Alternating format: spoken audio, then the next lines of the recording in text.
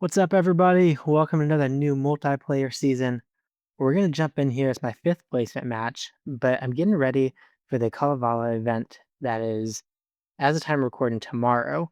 So my bag that I'm going in is my best replication of the Westside disc bag in Play with Friends that I was able to create. So the only disc I didn't quite have was the Glide Water Skip Prince, which I'm not too worried about. That's basically a Rive. I mean, it has a little bit more turn on the Rive, and the Zeus was basically a Rive. And the print is literally the exact average of the Rive and the Zeus. So it should be okay there. I, we'll be taking this bag in, figuring it out. The Glideskip Destiny is the weirdest one that we have to work with. It is a wild disc that's going to be tough to control. Let's take a look at what we do have here. So the sticky prints, I have stickies so I can get the flight of it still, even if I'm not getting the water skip. The Destiny, get a wild left-right movement with a big skip. The sword is a fantastic disc. I actually really like it. If I had more distance, it'd probably be in my bag. It feels similar to the Paradigm for me, a little bit more left and right movement. The Sampo, of course, popular. I'm going to throw my Sapphire shots with that. Sticky Bear is a little bit shorter than the musket. The accurate windbreak Tersas is essentially a fuse, so I'm throwing pretty much my exact same shots with Tersas that I would with the fuse. I'm probably not going to touch the Maiden or the Glide Heart very much, just not discs I feel like I really need. We're going to take the Tersas here and throw it down this gap. A little bit more right to left movement with this one, but hits the gap just fine, and throwing the fuse is going to translate really easily to the Tersas. So that's going to be nice. And throwing in, no problem at all. This works great. Next hole here, we have... Oh boy. Let's see what we can do with the Destiny. I'm going to take it on a forehand, and I'm going to start with my Rive line. That's going to have way more turn than the Rive, but then hook back really hard at the end. So potentially a great disc for this hole, if we can hit this just right. If we can turn, then hook back, got the bushes in there. So it's not going to have a great look. But we can go for it. It's early season. We're not too worried about losing potential strokes here. I'll go forehand because of 3 wind. And then I will throw this about 70 feet of power. Let's see if we can sink one here right off the bat. Oh, that's way too low. Okay, well, we'll tap in the birdie. I was way too low throwing it in. I wouldn't even feel super confident there with the fuse, though, so I'm not missing out on a lot at that point. This one, we'll take the Prince over the top. Of course, it would be nice if it was the water skip so we can get a little bit of ground play, but we should be able to get close enough with the sticky even to get across to the center island. I think this will get across okay. I'm going to go with the sticky Prince again. Make sure I don't hit this branch and kind of flex it out there to that middle island. Uh-oh, this is getting sketchy. Yikes. Okay, stayed on there. I think the sticky is really getting me here. I'd want to go with the Destiny for the skip, but let's try it. Let's try and figure out the Destiny for the skip. Watch this turn really hard and then hook back hard at the end. It works. All right. This is definitely one, if you're going to want to be competing in the Kalevala event, make sure you're practicing figuring out how to get the Destiny, because that could be your biggest distance disc. Actually, I need to compare how the Glide Skip Destiny goes distance-wise to the Water Skip Prince. That could be interesting. The bear here, maybe? Let's see if the bear can do it. That's nowhere near enough distance. That bear is so short. Longer than an Explorer, shorter than a musket. Not something I'm super familiar with, those Explorer shots. And the bear being shorter than the musket, I feel like it's just coming up shy all the time on what I'm trying to do with it. Blueberry Thicket, let's go. Let's see what we can do with the Maiden. Right on top of the basket. Oh, go in. Go in. Oh no, there was no glide. It just kept dropping, didn't get that last lift that I would have been hoping for at the end. Well, it clearly flew straight though. I aimed right on the basket and it flew dead straight at the basket the whole time. That was cool. Let's see if I can translate my sapphire line to the Sampo. So the Sampo has a little bit less, was it less stability? So it should be straighter, I think, about here. Nope, still stabling up too early, and that's missing to the right. I think the Sampo has a little bit less turn out of the hand, but it still has the finish at the end. There we go, getting the terces in. I'm so happy for this event to have the terces as a disc that I can throw in with and actually be fairly confident throwing in with. If I don't get too close, the throw-in is very easy. My old line here used to be with the sapphire, aiming here and flexing it up, so we can do that with the Sampo. I think I aimed a little lower than I usually would. Definitely did when I'm this far out. Let's make it work with the terces. 80 feet, go a little over that 80 for the uphill, and see if we can drop it in right over that basket. I want this to sway back to the right a little bit. There we go. And get it in. Yeah. Having confidence in your throwing disc is the biggest thing for any event where it's not a default bag. Uh-oh. Okay, bear is shorter than the musket, but can it get there this way? I don't know if the Explorer gets. I don't think the Explorer does. I see Aaron do PD. He would go Explorer if it did. Let's find out what the bear can do. Oh no, I wasn't online. I think it would have gotten there online. Let me try one more.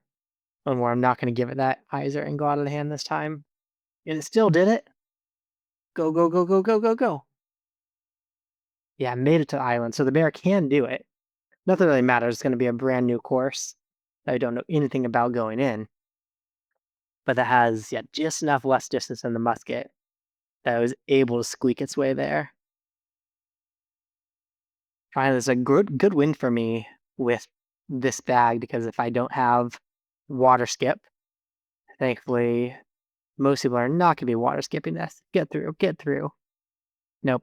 And I can't go across with this win. It's not going to happen. I'll take the bear on a forehand to try to set up this throw across the water. No, I say it's not going to happen, but then it looks like it happened at least for one person, for Ice Master Weiss. It's going to be bear here to try to get lucky throwing this in, but the bear clearly has a little bit more turn over the musket as well. We'll put this one in and walk away with a loss, but we're okay with early season. We're not worried about losing points early on. We're worried about learning these discs right now for the Kalevala event. All right, let's do another one with this Westside bag. Northern Breeze, so some short par threes to figure out the shorter distance shots. Nokia to open up some long bomber distance, and then Maple Hill Diamond to close it out. On hole 6 of Northern Breeze, I think the Sampo can get there just fine. Sapphire can anyway. So let's see if the Sampo, even though it's a little bit shorter, I think it can squeak its way onto that shelf. And it can definitely squeak its way onto that shelf, no problem. We'll throw in with the Tursas without having to do much thought, because it's basically the same as the Fuse. I think the biggest thing for the Tursas is that it has the same lift as the Fuse. And the MD1 Discmania event killed me when it was missing the lift and it kept hitting cage early. And the link was just way more overstable than I was used to. But this Tursa is similar enough to the Rive that I'm a happy man using that. Sampo or sword? Let's go with the sword. I like the flight of the sword. Let's see if I can tame it for this. I don't have that tamed just right. I was expecting a little bit more turn out of the hand. It definitely didn't turn. It got down here to be able to save the birdie, but that's pretty straight out of the hand, even aiming down. That was surprising. In for the par, but it's good to know that sword is not going to have that strong turn, even aiming down, down quite a bit. It's going to have a nice straight flight, which is going to be really good to have. Now that sword, it lands about 380 feet away, and it'll slide to about 425. All I say is a no. When we go into the Kalevala course, it's going to be a lot of figuring out something brand new. If it's a course that we don't know. And try Tursas here. is a course that we don't know. So we're going to see elevation changes, and we're not going to really know. Oh, stay. It stayed. We're not going to know how those elevation changes are going to affect the disc. Let's rotate the world here. Try to put in the maiden through this rock. This is going to be a tricky one. Didn't see the chains move. So it's underneath. We're going to tap it in. It's one of the things when you get to a new course that we get the chance to explore before an event or before it really matters. You can know, like, okay, this short hole is 261 feet uphill, like the hole on Foxtail Meadows, but it plays significantly further, so you can throw a ribe at it. We don't get the luxury of knowing that ahead of time. So it's going to be a lot of figuring that out as we go.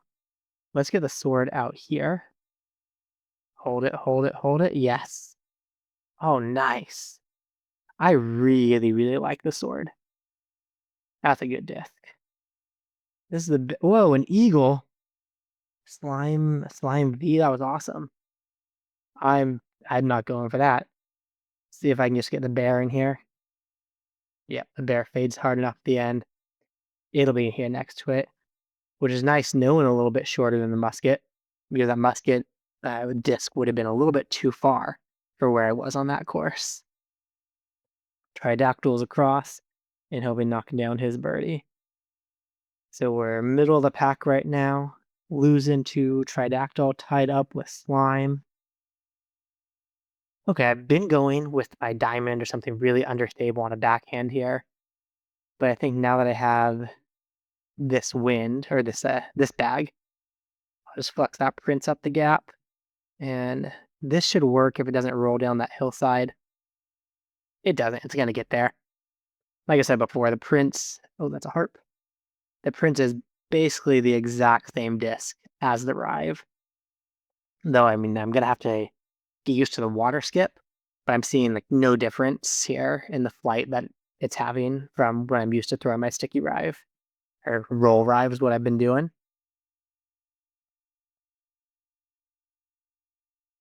All right, next is hole 8. I think the bear should be fine here. Aim that up a little bit, and hopefully gets enough distance. Yeah, the musket gets a bit closer, but honestly, this is absolutely no problem with the bear. We'll throw it in with the tersus just so I'm not messing with that putting motion, because lots of things can go wrong when you're putting, like a little finger slip. A lot less can go wrong when you throw it in. I think we're probably still losing to Tridactyl. I bet he's getting the birdie there. Ooh. Ooh. Okay. Stampo? Stampo, do it. Fade. But don't fade hard. And good ground play. Good ground play. Keep going. Oh no, that's bad ground play. That's not how you're supposed to do ground play. Dang it. Barely a look at that. So I normally wouldn't do this. Let's see if I can flex the tersus around there. Well, is a forehand. The maiden's a little bit overstable. I'm gonna kind of wing this guess. Nope, not enough power. A forehand was definitely the way to go there, not trying to turn over the tersus. They used to be my throw-in every time I needed to get around something like that. Oh, everybody got the eagle except me. It used to be my throw-in, but then it's too easy to miss on the left side. If that's your throw-in play, you just don't quite get in there, and the disc just rolls right off the chains. All right, let's see this destiny. It's gonna show off what it can do. It can be crazy. Give it a little bit of hyzer. It turns hard out of the hand, and then starts coming back pretty hard at the end. Give a good skip. Miss it. Oh, would have been fantastic to be able to get this eagle here, but pretty unlikely now at 216. We'll add a little bit extra power. See if we can get lucky. Oh, go in. Hey! That's fun. Able to get the eagle with a long throw-in with the tersus. That's just, I've said it before in this video, the intuition of the tersa is, it's so similar to the fuse. So that's going to be fantastic to have. All right, we need to get up here far. So I'm going to go Destiny. Have it just skip to the back wall. I would have gone light glide if I had a light glide in this bag, but we don't have a light glide driver. We can get up to 66 feet and able to finish in there with the Tersus. Tridactyl's coming in. Looks like he's probably going to get the birdie as well. Sapphire gets close enough. That's good to know. I was just third in the back wall here, never even thinking about it. And we're tied in the middle on that one.